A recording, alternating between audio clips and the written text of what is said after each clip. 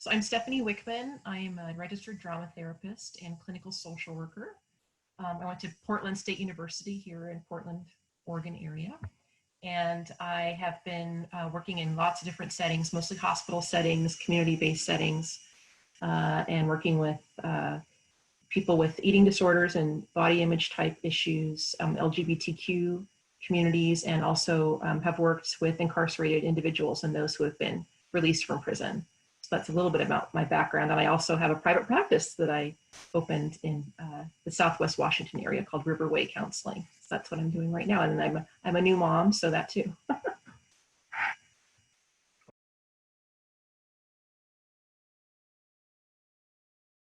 How it started was working with homeless youth. So it was one of my very first social work jobs, and it was even before I had my degrees. And what I started noticing was that a lot of the teenagers I was working with were either had aged out of foster care or were in the juvenile justice system, which started my work in doing volunteer work within the juvenile justice system.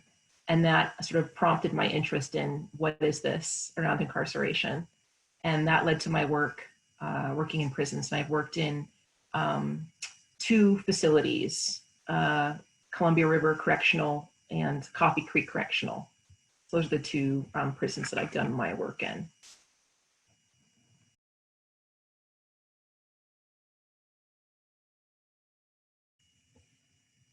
Well, I'm an improviser, so I think that improv spirit comes really handy, and comes in really handy because sometimes there's a lockdown or you show up and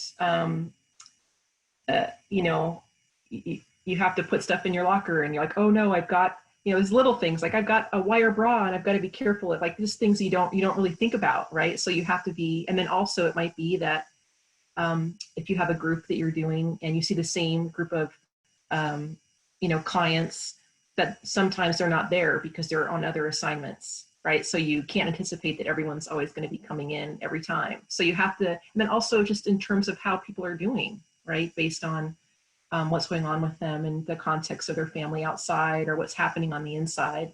And so you have to be really flexible, and also, so I think that helps me for sure. And being playful is really a big asset, I think, that I have, is just being really playful.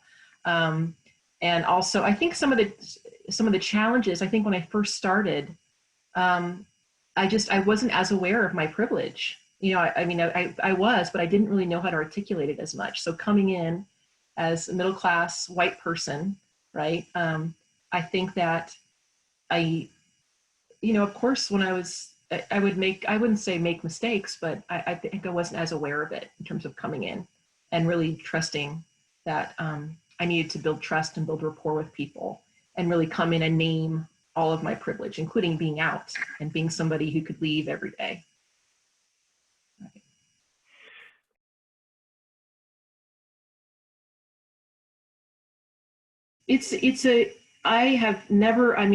I've had people say, oh my gosh, that must be so scary to go in. And it's like, no, actually, it's some of the most gratifying work that I've ever done, because everyone is so grateful and humble. And yes, people are, compliant in lots of ways, right? And sometimes there's a guard who's outside, right? And so it's a different kind of a context. However, the appreciation and the taking risks and all of the things that the clients are able to do with you are amazing. And the creativity, it's like everything, imagine having everything taken away and being in this environment. And so being able to just have a circle where we're clapping and laughing together, or they're doing storytelling, or they're creating their own monologues so they can tell their own story or tell a story through someone else's narrative, and then sharing it with everybody. And you can see people going like, wow, that was really good. When did you do that? Oh, I did it last night, on a napkin.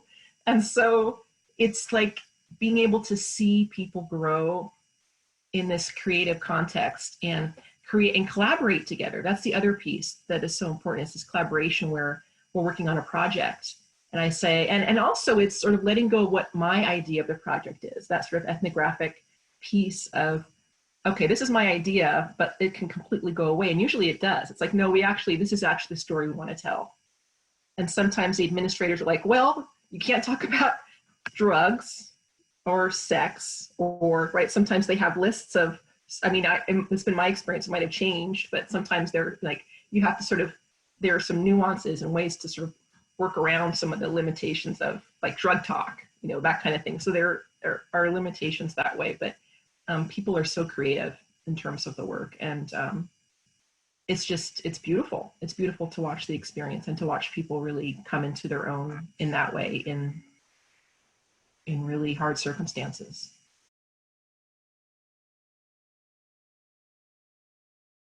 I volunteered in the juvenile justice system doing drama.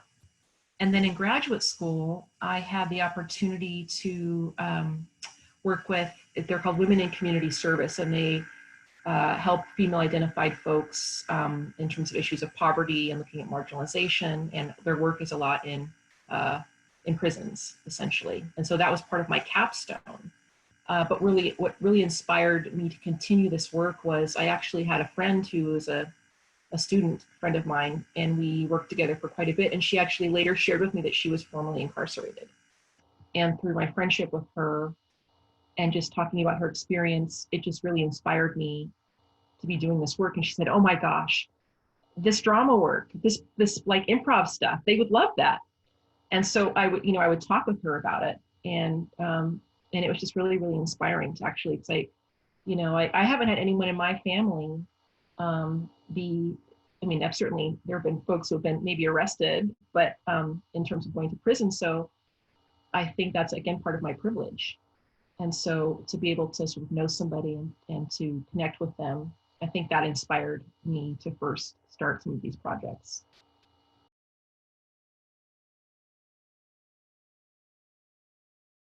Two of the, so I do a series of different classes, and the two that really are sticking out is there was a play that we created called Count Time, Count Time. And this was almost 20 years ago.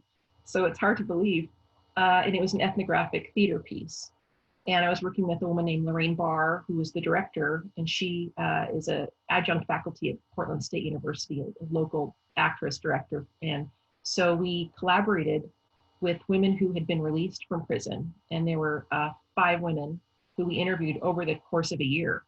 And we would meet with them, and then we had actors come in, and the actors and the women would meet together, and we would do these workshops together, and they would meet for coffee together.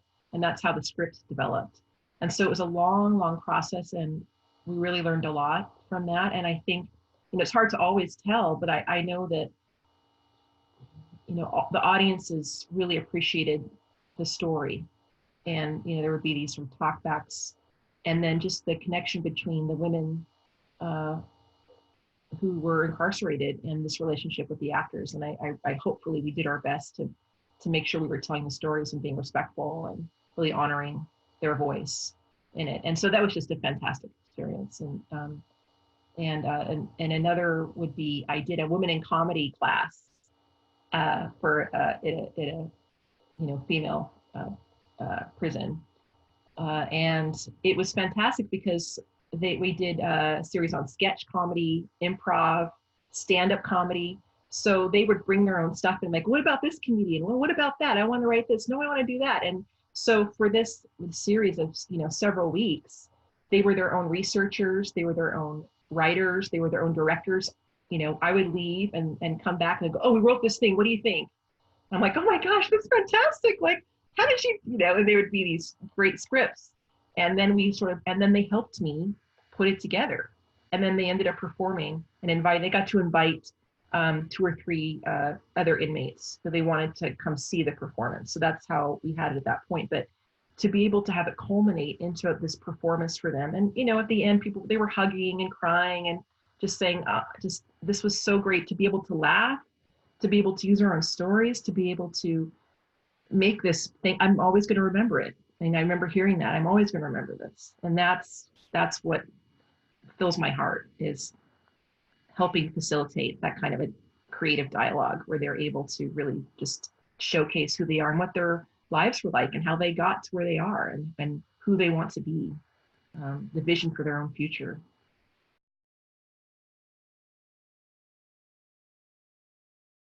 Really, I think there should be a drama therapist just hired on site.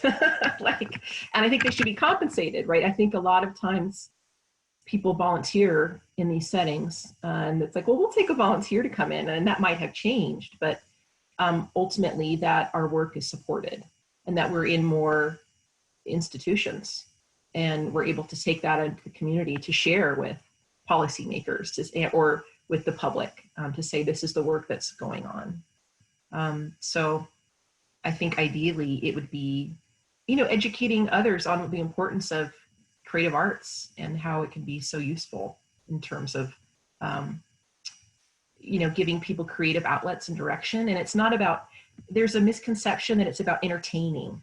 Oh, you're here to do that drama thing. You're going to do a little play, right? And it's like this minimization. It's like, no, I'm actually a mental health therapist. And we're doing therapy.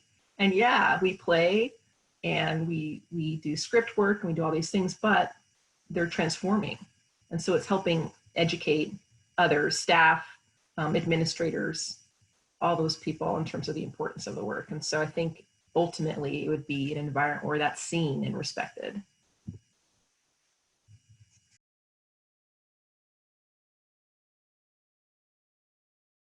I would love to see more drama therapists sit in more facilities, juvenile justice centers, minimum, medium security. I mean, I just coming into more settings and demonstrating the power of this. Because again, it can come in lots of different forms, and each drama therapist who comes in is going to have a unique way of working, or co-facilitators, right? There's a lot of benefit of two people coming in to help so they can check each other's work and make sure that that things are going well, that the interventions are going well, and also, or even bringing in another art therapist, right? Sometimes those kind of collaborations, or having an expressive arts therapist. So drama therapy specifically has a lot of benefit. And I do think that having someone who's got a creative based modality within that setting is ideal, because you can sit in a room. I mean, we know this, and you can talk, right? But to be able to actually externalize, okay, what are you feeling right now? I'm feeling like I don't want to be here. Like, I don't want to be here. Okay, so what does I don't want to be here look like? And then what else are you feeling? Well, there might be a little hope there. Okay, what's a little hope look like? So instead of saying it, they have two people who can be, I don't want to be here, and here's a little hope, next to each other. And then say, okay, what else is in there? Screw off, fuck off is in there, right? Okay, that's in there too. What else is in there, right? And so you're externalizing the internal world, and it's so powerful. And the more that we can get people to be doing this work, the more beneficial and powerful that it is.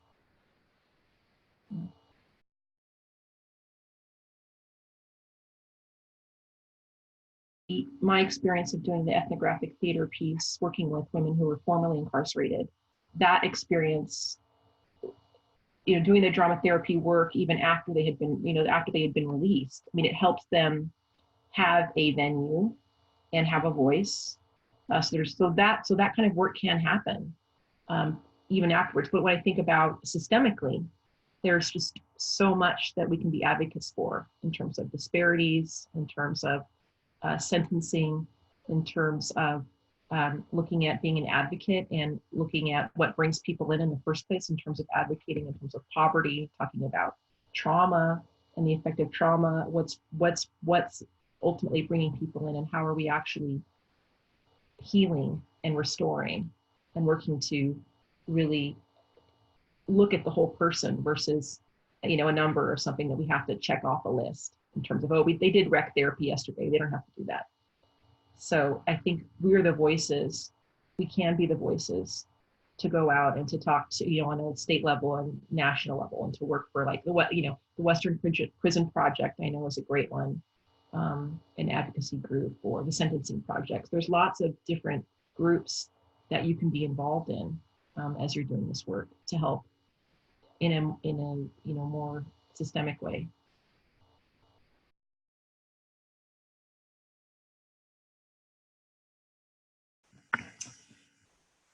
We should have drama therapists in prisons, because we, again, are mental health professionals, and everybody needs therapy, especially in these settings. And I'm not just talking the guards too, right? I mean, that's different. But when the guards see the work and they go, wait a minute, that person who wasn't talking yesterday and that person, when they weren't talking for months, and now they're actually like doing a mirror exercise together, like what's happening? So that wouldn't really be able to happen. If you go into a room with a solo therapist, you don't really see the work, but being in a group where you get to see collaboration, you get to see someone's perspective and point of view, and ultimately their creativity, their soul. And that's the power of a drama therapist, is that we can take old stories and make them new again. We can learn somebody's stories and what brought them here and what their dreams and visions are for the future. We can laugh and be playful, and there's a lot of benefit in that. And there's also the other side of just really talking about the pain and the struggle. So yes, there's laughter and there's joy, but drama therapists also are okay holding both joy and pain in the same space and making room for that. And the more you can make room for those things, the more people can be seen and heard and be in their authentic sort of self. And that's why we're there. And that's why we should be in more places.